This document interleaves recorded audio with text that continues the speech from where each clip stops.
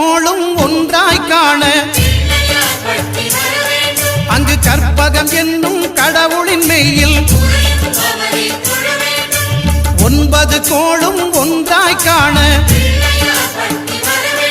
அங்கு கற்பகம் என்னும் கடவுளின் மெய்யில்